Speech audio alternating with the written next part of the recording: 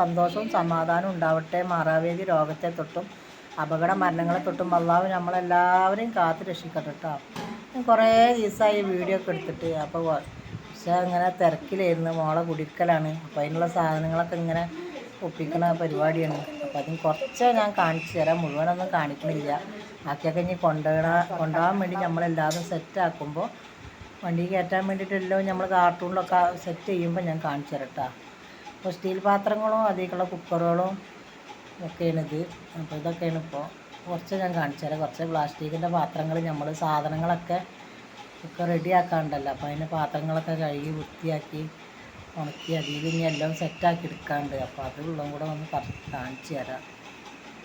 വേറെയൊക്കെ ഇനി നമുക്ക് കൊണ്ടുപോകണതിൻ്റെ തലേന്ന് ഞാനൊക്കെ റെഡിയാക്കുമ്പോൾ ഞങ്ങൾ കാണിച്ചിട്ടുണ്ട് കേട്ടോ.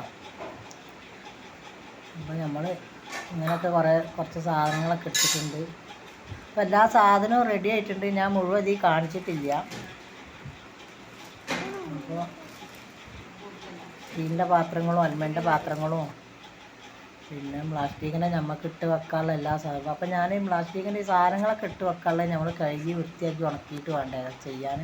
അതിന് വേണ്ടിയിട്ട് എല്ലാം കഴുകി വൃത്തിയാക്കി ഉണക്കാൻ വെച്ചാട്ടത്.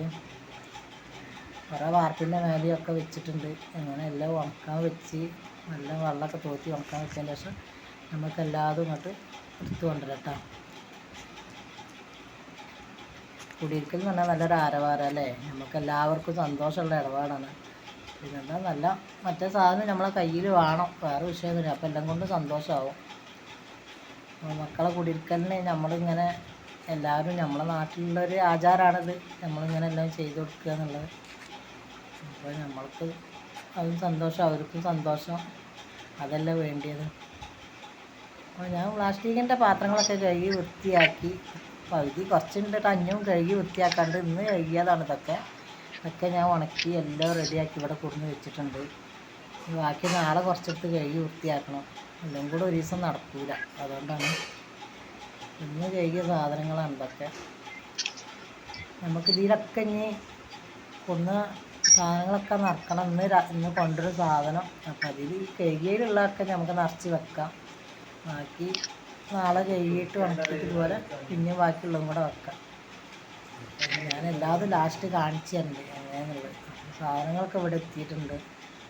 നമുക്കിതൊക്കെ ഇനി ഓരോന്ന് ഇതിൽ നിറച്ച് വെക്കാനുള്ളതാണ്. അങ്ങനെ പഞ്ചാരിയും പച്ചരിയാണ് ഇതൊക്കെ. എന്നാൽ അസ്സലാമു അലൈക്കും എല്ലാവരോടും.